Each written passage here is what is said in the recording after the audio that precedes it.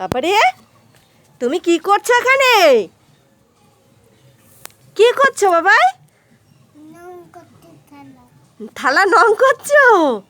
বাহ, কি সুন্দর থালা নং করছে রে। এই তুমি করেছো সব?